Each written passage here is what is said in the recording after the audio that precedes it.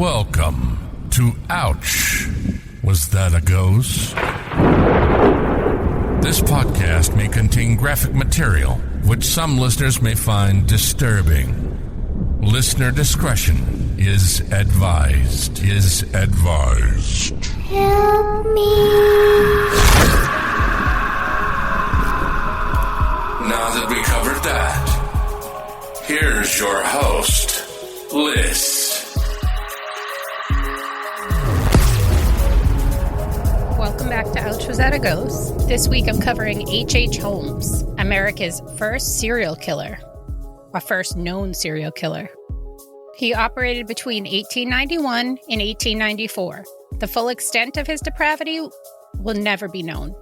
He was probably most well known for his murder hotel in Chicago at the time of the World's Fair.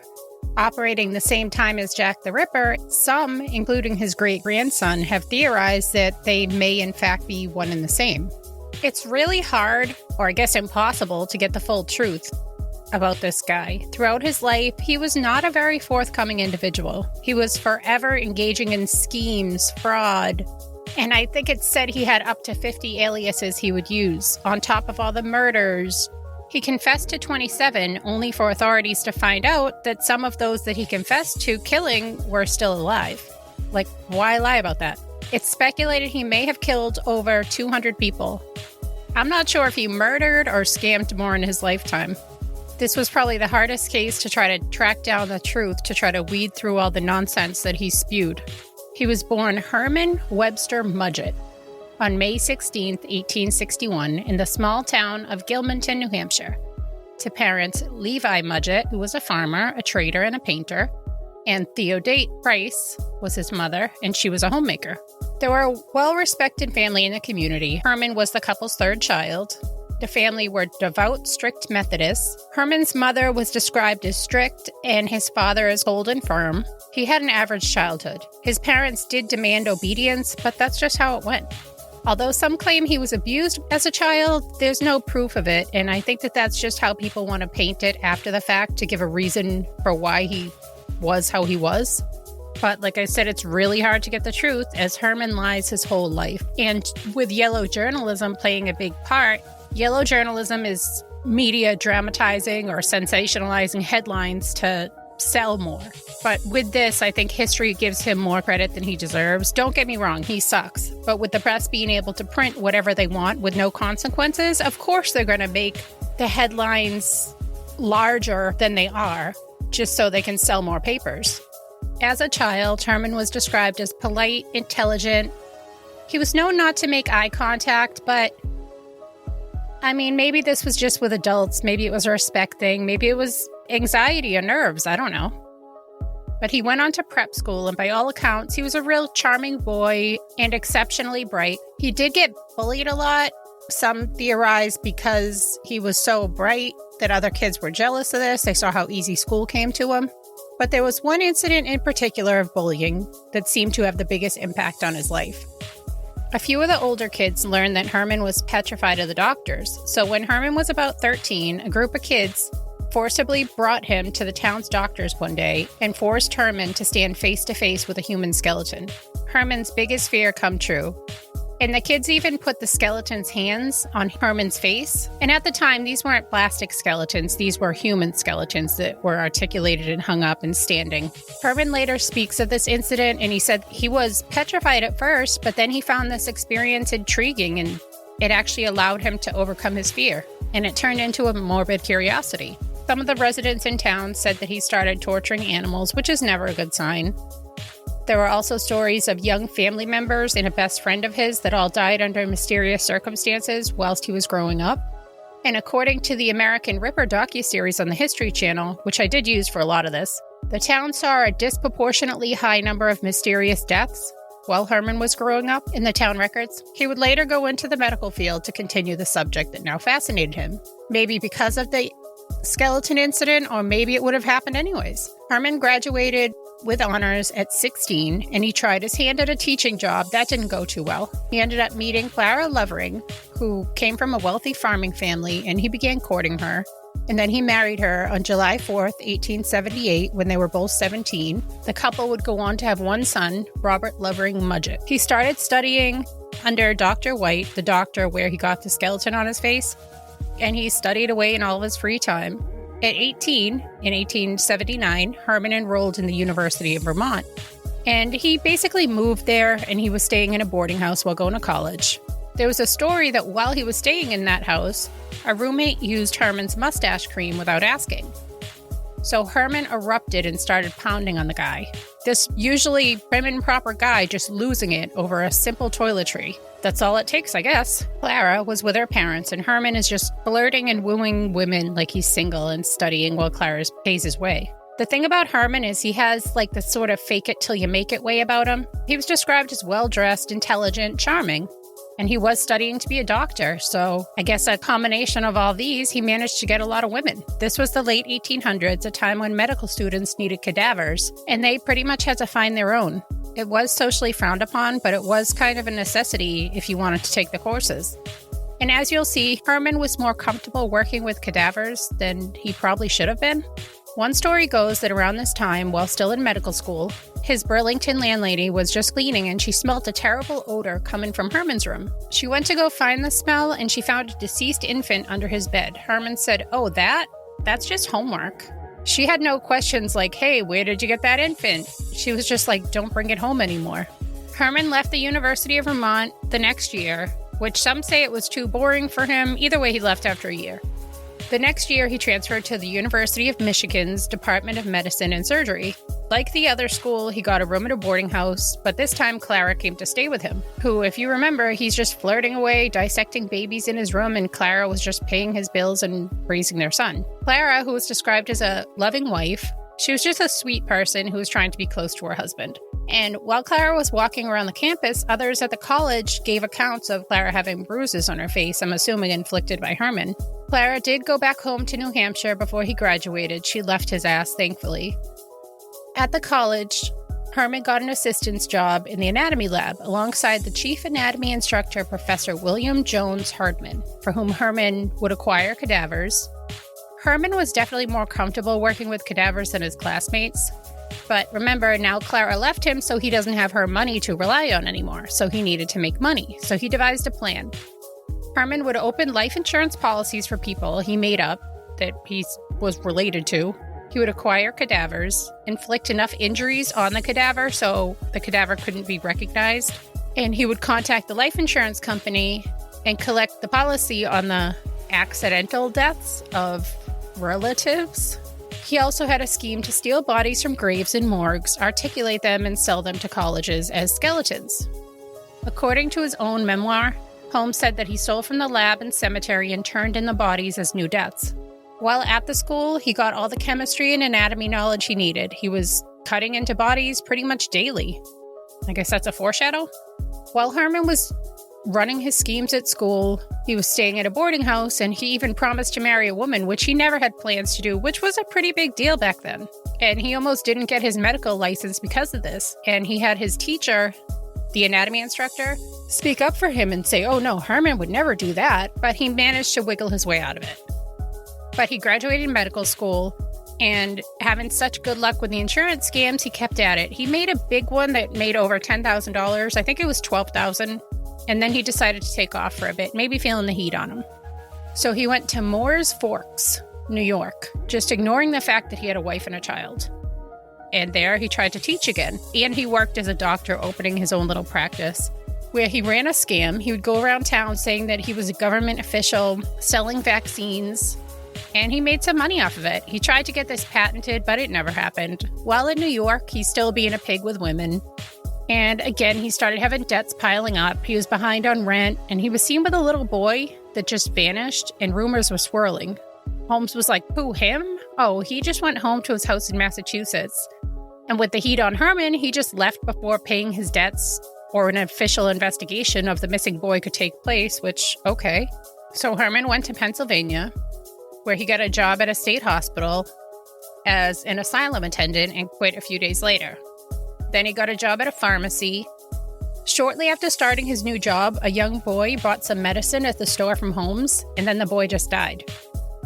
And Herman was like, oh, me? I had no part in this. It just left. Because remember, they don't investigate if the suspect just leaves. Herman was getting a lot of things on credit. He owed rent, which of course he had no intention of paying back. So in the middle of the night, he up and left Chicago bound. This is when he decided to no longer go by Herman and to go by Henry Howard Holmes, or HH Holmes. They know this because the name he used on his pharmaceutical or pharmacy exam, but it's said to avoid his previous debts, but I think he was just sick of being Herman Mudgett. So now, 1885, the 25-year-old, freshly rebranded, if you will, HH Holmes makes his way to Chicago. The city is booming with job opportunities. And this was not too long after the Chicago fire of 1871 that destroyed so much of the city. So the city was still full of workers, people, investors, just trying to rebuild. There were so many job opportunities. Holmes in the new city needed a job, so he went to a drugstore called E.S. Holton Drugs in the Englewood section of Chicago, which is not far from where the World's Fair would be held. And as you'll see, this guy is charming. He seems to be able to convince people, charm, scam through his whole life. Well, he spoke to the store owner, Miss Elizabeth Holton, and convinced her to hire him, which probably wasn't that hard because her husband, Mr. Holton, was ill, and she was happy to have someone running the store so she could tend to her husband. And he fit right in with the community. Customers loved Holmes. They found him charming. When Mr. Everett Holton ended up dying from natural causes, Holmes was like, I'll buy your store and you can live upstairs if you want. You know, when they worked something out, like on credit, pay or make payments to her. And he rebranded the store. And then strangely, Miss Elizabeth Holton disappeared. He told people that she went out of town for family or something like that. So that's strange. But now Holmes owns the store outright. Holmes then meets and marries 24-year-old Myrta Belknap. They got a place in Wilmette, Illinois. But Holmes would spend the majority of his time in Chicago, while his new wife spent her time in Illinois. By the way, he's still married to Clara. And at a point, it said he did file for divorce from Clara, claiming that she was unfaithful. Sir, you left your family, but sure. But there's no proof of Clara ever being unfaithful or that she was even notified that he filed for divorce. Either way, Holmes and Clara would remain legally married until his death. But in his eyes, he was married to his new wife, Myrta, whose family was also wealthy. Holmes and his new wife would go on to have one daughter, Lucy Theodate Holmes. And Holmes was off running the store and, of course, scamming, buying his products on credit under aliases and selling the products and keeping all the profit, never planning on paying the creditors back. On top of the money he got from his second wife's family and, of course, his inventions. He sold some mineral elixir water. But remember, it's Holmes, so it was just water in a bottle. Across the street from the pharmacy that he now owned, there was a vacant lot at 63rd and Wallace. So he bought it with the money he schemed, got on credit, conned out of people. So now, 1888, this is 4 years before the fair, planning and construction was underway for what would become a 2-story and later would become a 3-story building of horror. Holmes hired architects, but he himself made the final plans. And it was done to save money and to keep the actual plans for the building to himself. He would hire workers and fire them before they did too much. So they only knew bits and pieces of the layout, and he could avoid paying them. Somebody would come in and work for a day, and then he'd be like, oh, you did a terrible job. So he would get all this free labor.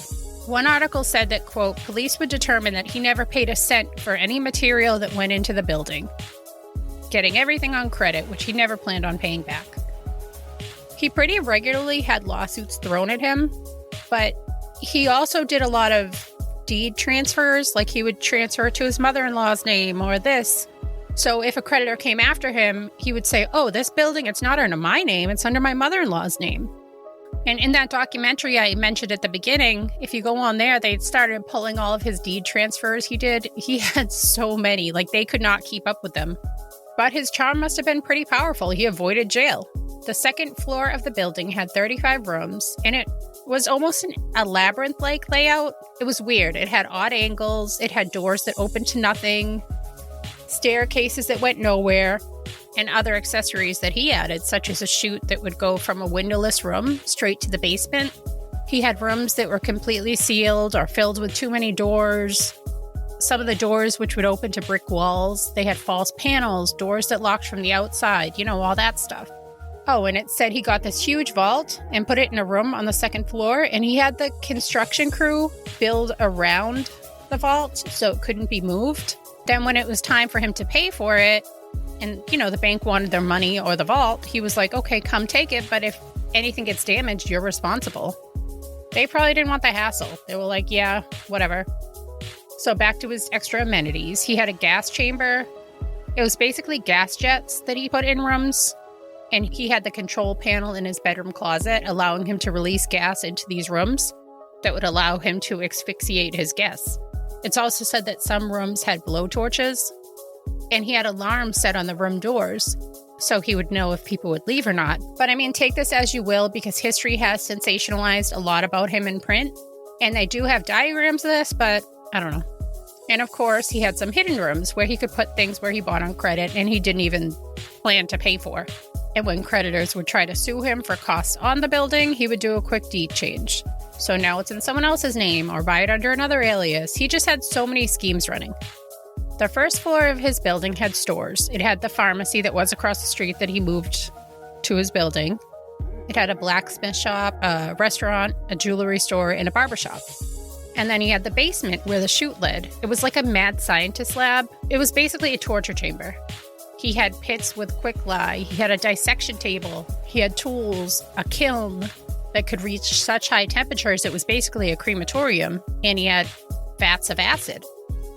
With all this stuff in the basement, he could keep murdering if he wanted to and articulate skeletons and sell them to local medical schools.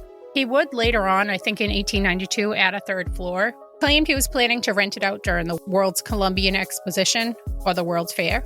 So back to 1889, he's still building away, hiring and firing to not pay. Holmes met Benjamin Pitezel. When Benjamin answered an ad for Holmes, how he needs workers, Pitezel didn't mind working, but he couldn't seem to keep a job. He was known to drink too much, and he did have a criminal history, but nothing major, like forgery, larceny, I'm assuming to provide for his wife Carrie and their 5 children. He had Desi, Alice, Nellie, Howard, and the youngest being Wharton, an infant. Holmes and Pitezel hit it off. Pitezel started doing jobs for Holmes, becoming his right-hand man. Holmes met Pitezel's family. They were buds. At the jewelry store on the first floor, Holmes hired Ned Connor, who came to work for Holmes and brought his wife along, Julia, and Holmes and Julia started an affair. When Ned found out about this, he left Julia and their daughter Pearl, so Julia just stayed at the hotel with Holmes. Holmes hired her as a bookkeeper and started taking out loans and real estate holdings in her name. The hotel now being advertised for jobs or a place to stay in anticipation for the World Fair. The hotel started being called the Castle just because of its massiveness of people walking by it. The Castle now advertised for jobs or a place to stay in anticipation of the World's Fair and the crowd of out-of-towners that would come with it. The thing is that some guests that would come to stay would never be seen again. And a lot of these people were out-of-towners or traveling alone.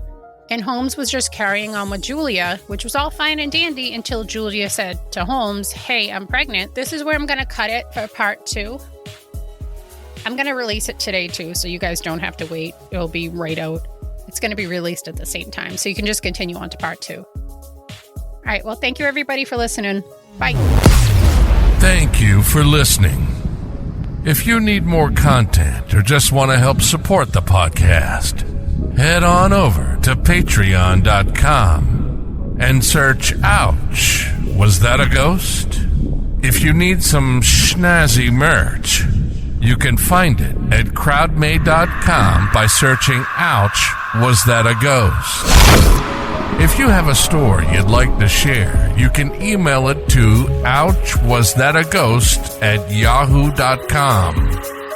You can also find us on Facebook and all the other social media platforms under Ouch, Was That a Ghost? Help me. All links can also be found on ouchwasthataghost.com.